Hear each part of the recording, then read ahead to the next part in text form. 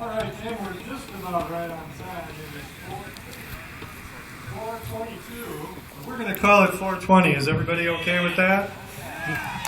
Anytime this side is 6 o'clock, a little past 2, anywhere in that window is kind of 4:20. In fact, I think if it's between like 8 a.m. and maybe 9 p.m., I think that might be 4:20. Actually, it's always 4:20. Thank you.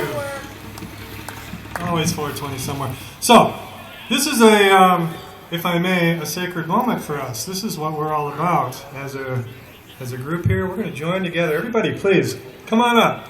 Gather on the stage. Let's get together. We're going to have a moment of silence for 4:20. What is a moment of silence? It's a moment of reflection.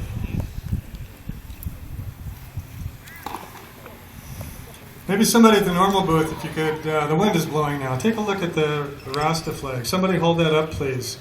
I'd like to point out the colors of the Rasta flag.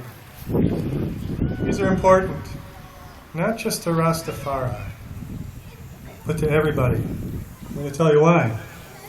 The colors of this flag, the gold, the yellow, the gold, we've got the color of the sun, the sunshine that's making us all warm today. The sun grows the greens. Grows the beloved herb. All the herbs that feed us, care for us. Red is for the blood, the martyrs. And in the cannabis movement there are many, many martyrs. And this is something that it moves us and gives us inspiration to move forward and change. But it shouldn't be. It just shouldn't be. But there are martyrs. Mark Emery. Don't remember the exact details of the story, but I think he got put in prison because he shipped a seed across the wrong border. A seed from a plant that grows in the ground. Didn't Tommy Chong spend some time in prison? You know why Tommy Chong was in prison? Because he shipped a piece of glass to the wrong destination. It wasn't even herb. They're martyrs in this movement. I think of my mother who suffered cancer multiple times. Suffered surgery and chemo that destroyed other parts of her body. Didn't have access to this because the people that are supposed to know didn't tell her, didn't show her, didn't offer her what everybody knows now. If you've been paying attention on the internet or paying attention to the movement, you know what cannabis does to cancer. Even my mother is a martyr who doesn't believe in this cause. She's affected by it. She's suffered. Children with Dravet syndrome, intractable seizures. They spend their life like this. They can't even eat. They can't bring a spoon to their mouth. They try every foul chemical known to man and they can't control these things. Enter cannabis and the seizures go away and the children go in the backyard and they play with their neighbors and they want a cookie. But before that happens, they're martyrs because people didn't tell them what's going to help them. Think of somebody you know who's been affected either through cannabis prohibition, suppression, oppression. Maybe they paid a ticket. Maybe they got hassled. Maybe they spent some time in jail. Maybe they were in prison. Maybe they had cancer or some other foul disease because they didn't have a preventative flower.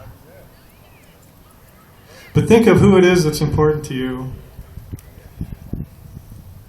And let's remember this time of 4:20. It's curious. It is no coincidence that the Old Testament Hebrew word for smoke, ashan, its numeric value is 4:20. It's a sacred thing. It's holy. It helps people. It's the real deal. So remember, and let's take a moment together.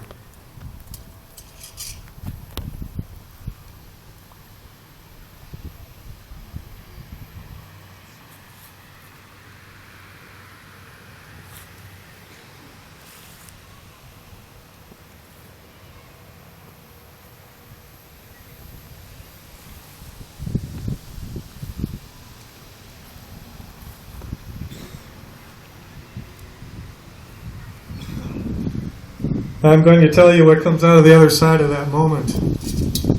I have a friend, his name is David. He spent some time in Colorado, and he had lymphoma. He did some chemo and whatever they did for a little bit. And then he decided he was going to treat himself with something that we can't have in this park here today because of a piece of paper in an office in a building 2 hours away that doesn't know who any of us are.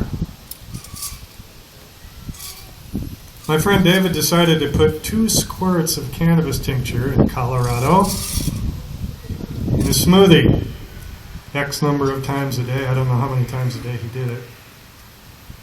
And he liked these little treats called Chiba Chews. It's like a Tootsie Roll. It's got cannabis in it.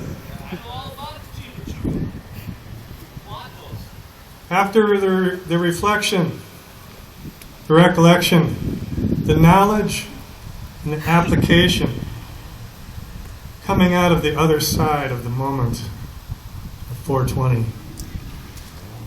My friend David continues to be in remission today. He does not have cancer.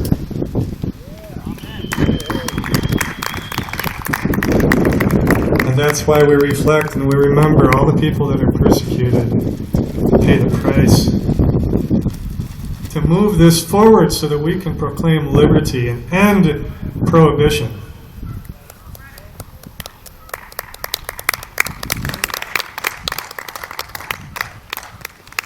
I said end prohibition.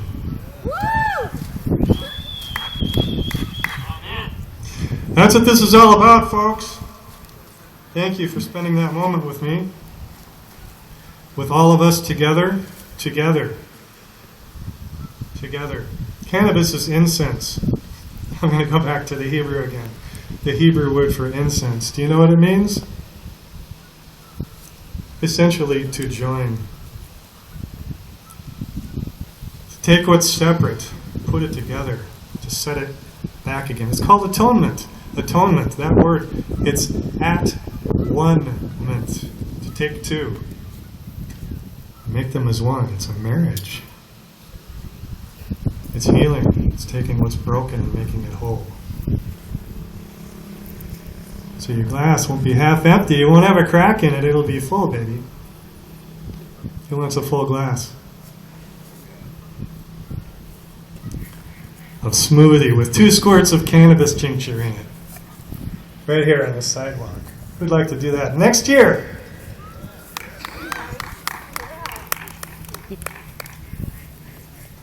So remember 420 and let's keep moving, all right? Yeah. We got coming up here Manifesting Miracles featuring King Fuji. Where are these guys? Manifesting Miracles. Is this King Fuji? Yeah. All right. How about some Hempfest Insanity for Manifesting Miracles? King Fuji. Followed by Murphy's Midnight Rounders. Now, Jared Thompson's over. How about Jared Thompson, everybody?